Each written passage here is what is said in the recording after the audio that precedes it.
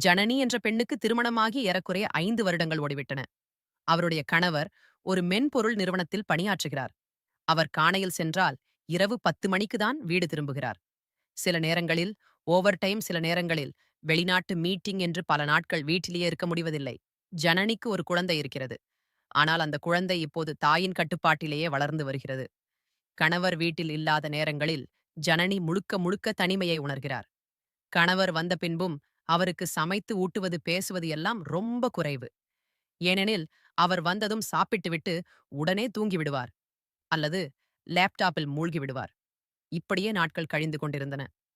இந்த சூழலில்தான் ஜனனியின் கணவரின் நெருங்கிய நண்பர் கோவிந்த் அவருக்கு மிக வேண்டியவர் தொலைபேசியில் தொடர்பு கொண்டார்.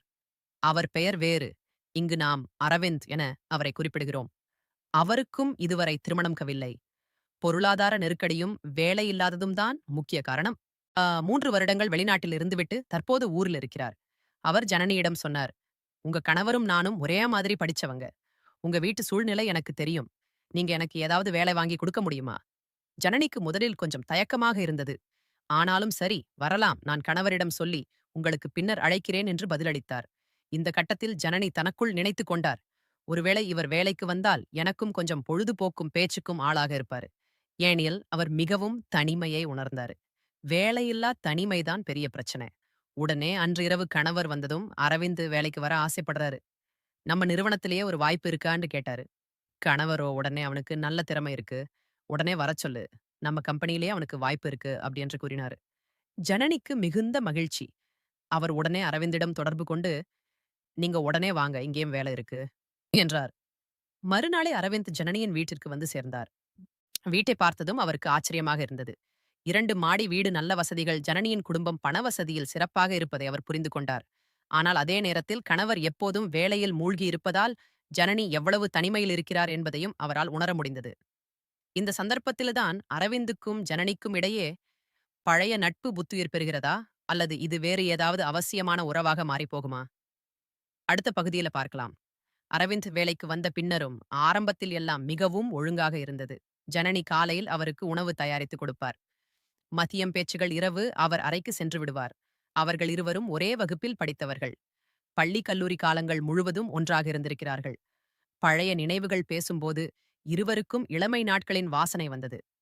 ஜனனிக்கு முதலில் சந்தோஷமாக இருந்தது. ஏனெனில் அவர் பேசுவதற்கு ஒருவர் கிடைத்தார்.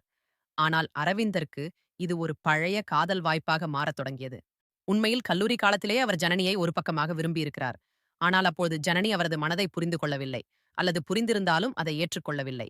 காரணம், வீட்டில் பெற்றோரின் வற்புறுத்தலால் வேறு ஒருவரை திருமணம் செய்து கொண்டார். அது அவரது வாழ்க்கை. இப்போது அதே நினைவுகள் மறுபடி எழுந்தன. ஜனனி அரவிந்திடம் தனது வாழ்க்கையின் குறைகளை சொல்லத் தொடங்கினார். எனக்கு கணவரை குறை சொல்ல முடியாது. ஆனால் அவர் பக்கத்தில் இருப்பது போலவே இல்லை. வேலை, பயணம், மீட்டிங் என்று அவசரப்பட்டுக் கொண்டே இருக்கிறார். நான் தனியாகத்தான் இருக்கிறேன். எப்போதாவது அவர் வந்தால் உடல்நிலை சரியில்லை போன்ற சலுதைகளும் பேச்சுகளும் தான் என்று புலம்பினார். அரவிந்தும் பொறுமையாக கேட்டார். சில நேரங்களில நீங்க எவ்வளவு அழகா இருக்கீங்க. உங்க மாதிரி பொண்ணு எனக்கு கிடைச்சிருந்தானா ரொம்ப சந்தோஷமா இருப்பேன் என்று பாராட்டுகளை அள்ளி தூவினார். ஜனனி முதலில் சிரித்துக்கொண்டே ஒதுங்கினார்.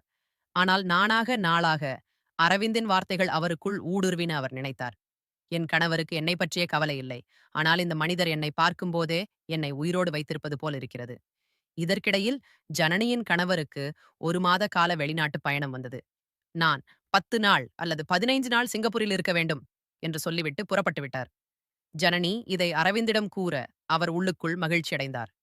இனி கணவர் இல்லாத 10 நாட்கள் அவரோடு தனியாக இருந்து பேசலாம், பழகலாம் என்று நினைத்தார். ஆனால் அவரது உள்ளத்தில் மறைந்திருந்த எண்ணம் வேறு. ஜனனியை முழுமையாக தன் வசப்படுத்திக் கொள்ள வேண்டும் என்று அவர் விரும்பினார்.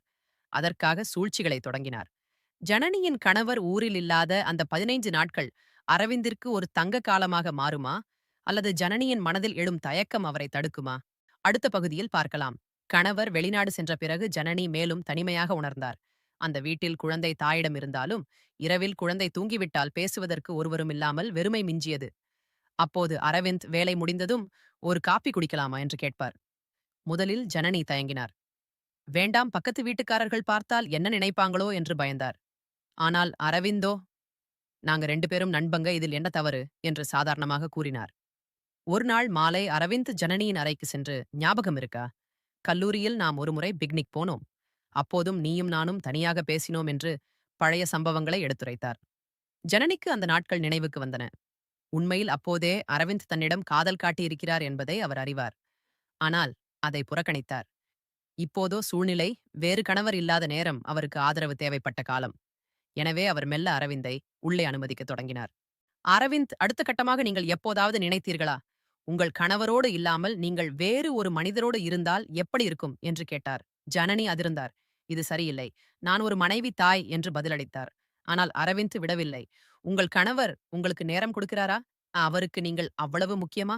ஒரு வாழ்க்கை, அதை சரியாக வாழுங்கள் என்று தொடர்ந்து வற்புறுத்தினார். ஜனனிக்குள் ஒரு போராட்டம் எழுந்தது. ஒரு புறம் கணவரின் மீது கோபமும் வெறுப்பும் தெரித்தது. என்னை மட்டும் இப்படி தனியாக விட்டுவிட்டு போகிறாரே என்ற வருத்தம். மறுபுறம் அரவிந்தின் அன்பான வார்த்தைகளும் மென்மையான தொடுதல்களும் அவரை கிரங்கடித்தன. அது அவருக்கு பிடித்திருந்தது. இருளில் ஒரு விளக்காய் அரவிந்த் இருப்பது போல் அவர் உணர்ந்தார். இறுதியில் ஜனனி மனம் தளர்ந்து அரவிந்தோடு மோசமான உறவில் ஈடுபட ஒப்புக்கொண்டார். இது இரகசியமாக நடந்தது. பகலில் அவர்கள் சாதாரணமாக பேசுவார்கள். இரவில் அரவிந்த் அறைக்கு சென்ற பிறகு ஜனனியும் அங்கு போவார். வீட்டின் வேறு யாருக்கும் தெரியாது. முக்கியமாக குழந்தை சிறியது, அதுக்கு புரியாது. ஜனனியின் கணவரும் வெளிநாட்டில் இருந்ததால் இது சுமார் 12 நாட்கள் நீடித்தது. இந்த 12 நாட்களும் ஜனனிக்கு ஒரு கனவு போல் இருந்தது. அவர் அரவிந்திடம் தன்னை மறந்துவிட்டார். ஆனால் இந்த இரகசியம் நீண்ட காலம் மறைந்திருக்குமா? கணவர் திரும்பி வந்தவுடன் என்ன நடக்கும்? அது அடுத்த பகுதியின் சங்கமமாக இருக்கும். கணவர் வெளிநாட்டு பயணத்தை முடித்துக்கொண்டு வீட்டிற்கு வந்து சேர்ந்தார். வரும் வேளையில் ஜனனி அவரை வழக்கம் போல் வரவேற்றார். ஆனால் அவரது முகத்தில் ஏதோ ஒரு பதற்றம் இருந்தது. கணவர் அதை ஆரம்பத்தில் கண்டுகொள்ளவில்லை. ஆனால் சில நாட்களுக்குப் பிறகு ஜனனிக்கும் அரவிந்துக்கும் இடையே சில மின்னஞ்சல்கள், தொலைபேசி அழைப்புகள் என ஏதோ ஒரு தொடர்பு இருப்பதை உணர்ந்தார். ஒரு நாள் இரவு கணவர் திடீரென்று ஜனனியின் மொபைலை பார்க்க முயற்சிக்க ஜனனி மறுத்துவிட்டார். இது மேலும் சந்தேகத்தை அதிகரித்தது. இதற்கிடையில் அக்கம் பக்கத்தில் பல பேர் ஜனனியும் அரவிந்தும் அடிக்கடி மாடியில் பேசிக் கொண்டிருப்பதை பார்த்தோம் என்று பேசத் தொடங்கினர். ஒரு நாள் கணவரின் நண்பர் ஒருவர் நேரில் வந்து, உங்கள் மனைவி அரவிந்தோடு மிகவும் நெருக்கமாக இருக்கிறாரே, கவனமாயிருங்க என்று எச்சரித்தார். கணவருக்கு கோபம் தலைக்கேறியது. உடனே வீட்டிற்கு சென்று ஜனனியிடம் நேருக்கு நேர் கேட்டார். சொல்லு, உனக்கும் அரவிந்துக்கும் என்ன உறவு? அந்த 15 நாட்களில் என்ன நடந்தது அப்படின்னு கர்ஜித்தார். ஜனனி முதலில் மறுத்தார். நாங்கள் வெறும் நண்பர்கள், நீ ஏன் சந்தேகப்படுற என்று கூறினார். ஆனால் கணவரோ இல்லை. அவன் ஒரு மாதிரி நடந்து கொள்கிறான். உனக்கு வேலை வாங்கி கொடுத்தது நான்தான். இப்படியா நன்றி என்று கேட்டார். ஜனனிக்கு மனம் உடைந்தது. ஒருபுறம் அவர்தான் செய்தது தவறு என்று உணர்ந்தார். மறுபுறம் கணவரிடம் உண்மையை சொல்ல பயந்தார். இறுதியில் ஒரு இரவு அழுதையோடு, நான் உங்களிடம் உண்மையை சொல்றேன் என்று ஜனனி ஒப்புக்கொண்டார். அந்த 15 நாட்களில் நான் மிகவும் தனிமையாக இருந்தேன். நீங்கள் ஊரில் இல்லை, அரவிந்த் என்னை வற்புறுத்தினார். நானும் பலவீனமாக இருந்தேன். நாங்கள் ஒன்றாக இருந்தோம். எதற்கும் நான் தான் காரணம் என்று ஜனனி அழுது கொண்டே சொன்னார். கணவர் அப்படியே உறைந்து போனார். அவருக்கு ஆத்திரமும் வலியும் பொங்கியது. நீ என்னை ஏமாத்திட்டியா? நான் என்ன தப்பு செய்தேன்? நிறைய சம்பாதிக்கிறேன், வசதிகள் தருகிறேன், அதற்கு சன்மானமா இதை செய்திருக்கிறாய் என்று கத்தினார். கணவரின் இந்த கோபம் ஜனனியை வெறுக்க வைக்குமா? அல்லது அவர்கள் இருவரும் சமாதானமாக பேச முடியுமா? அடுத்த பகுதியில் முக்கிய திருப்பம் இருக்கிறது. உண்மையை கேட்டதும் கணவர் பொறுமை எழுந்தார். இனி நீ என் கூட வாழ முடியாது, போதும் என்று முடிவு செய்துவிட்டார். ஜனனி மண்டியிட்டு கேட்டுக்கொண்டார். தயவு செய்து மன்னித்து விடுங்கள். நான் செய்தது தப்புத்தான். ஆனால் உங்கள் பிரிவும் தனிமையும் தான் என்னை இந்த நிலைக்கு தள்ளியது என்றார். ஆனால் கணவரோ தப்பை யார் மேல் போடுவது? உனக்கு மனசாட்சி இல்லையா என்று கேட்டுவிட்டு உடனடியாக பிரிந்து வாழ முடிவு செய்தார். அவருக்கு அந்த வீட்டில் இருக்கவே வெறுப்பாக இருந்தது. அதனால் அவர் உடனே ஒரு ஓட்டலுக்கு சென்று விட்டார். ஜனனி தனது தாய் வீட்டிற்கு போனார். வீட்டில் எல்லாருக்கும் தெரிந்தது. பெற்றோரும் உறவினர்களும் அவரை கடுமையாக கண்டித்தனர். நீ எங்களுக்கும் நல்ல குடும்பத்திற்கும் வெட்கத்தை வாங்கி கொடுத்து விட்டாய் என்று கூறினர். ஜனனி ஆறுதலுக்காக அழுதார். ஆனால் அவருக்கு யாரும் ஆறுதல் சொல்லவில்லை. மற்றொரு பக்கம் அரவிந்த் இந்த விஷயம் வெளியே தெரிந்ததும், நான் வேறு நகரத்திற்கு போய் வேலை பார்க்கிறேன் என்று கூறிவிட்டு பெங்களூருக்கு சென்று விட்டார். ஜனனியை அவர் காப்பாற்ற வரவில்லை. ஜனனி மிகவும் தனிமையாக உணர்ந்தார். சில வாரங்கள் கழித்து ஜனனியின் பெற்றோர் கணவரை சந்தித்து பேசினர். மாப்பிள்ளை, எங்க பொண்ணு தப்பு பண்ணியிருந்தாலும் அவளுக்கு இன்னொரு வாய்ப்பு கொடுங்கள். அவள் குழந்தையின் அம்மா, எதிர்காலத்தில் அவள் நல்லா நடந்துக்குவாள் என்று கெஞ்சி கேட்டுக்கொண்டார்கள். கணவருக்கு குழந்தை மீது பாசம் இருந்தது. மேலும் விவாகரத்தை என்று வந்தால் சமூகத்தில் அவமானமாக இருக்கும் என்ற பயமும் இருந்தது.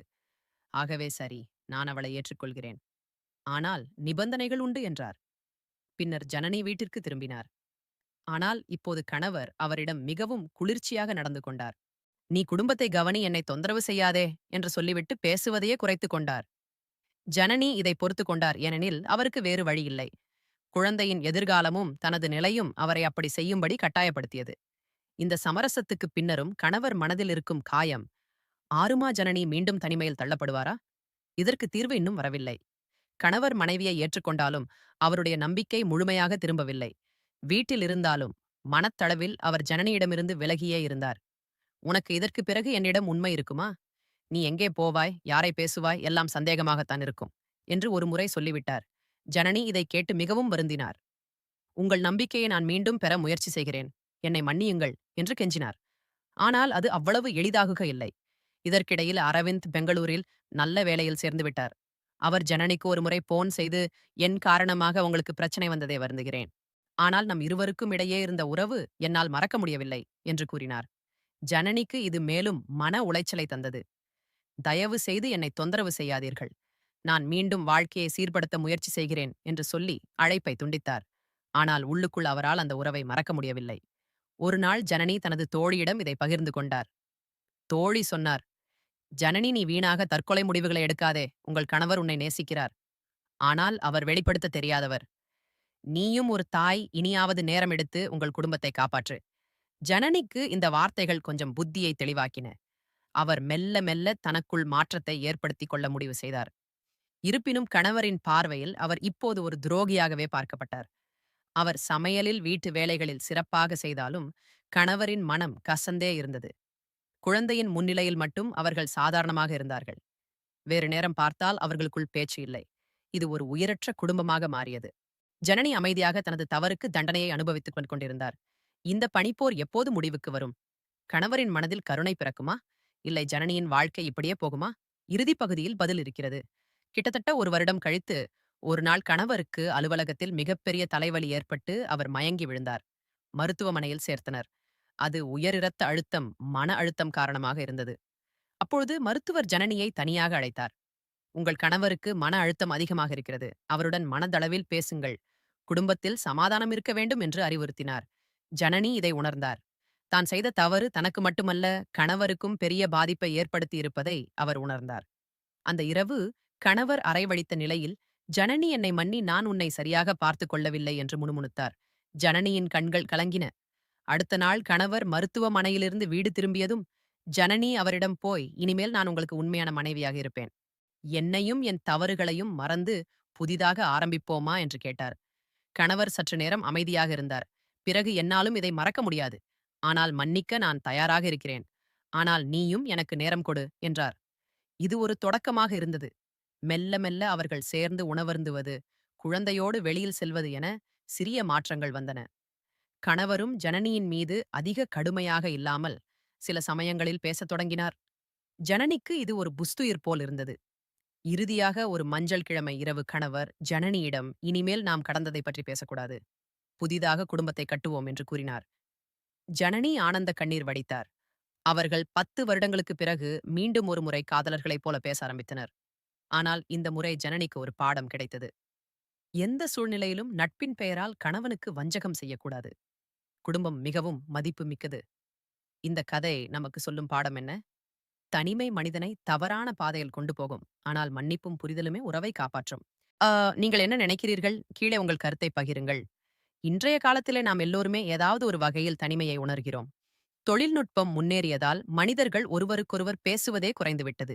இந்த கதையில ஜனனி தவறு செய்திருக்கிறார். ஆனால் அதற்கு தூண்டுகோலாக இருந்தது கணவரின் புறக்கணிப்பும் அரவிந்தின் சூழ்ச்சியும் தான். ஒரு பெண் வெறும் வீட்டு பாதுகாப்புக்காக மட்டும் வாழ முடியாது. அவளுக்கும் உரிமைகள் உண்டு, பேச்சு தேவை, அன்பு தேவை. கணவன் மட்டை கணவன் மட்டும் சம்பாதித்தால் போதும். அவனுக்கு நேரமில்லை என்றால் அது குடும்பத்தை பாதிக்கும். எனவே திருமணமானவர்கள் தங்கள் நேரங்களை சமமாக பகிர்ந்து கொள்ள வேண்டும். இது போன்ற உறவு பிரச்சனைகள் இன்று நிறைய வீடுகளில் நிகழ்கின்றன. நம்பிக்கைதான் மிகப்பெரிய ஆயுதம். அது ஒரு முறை குலைந்துவிட்டால் திரும்ப பெற காலமாகும்.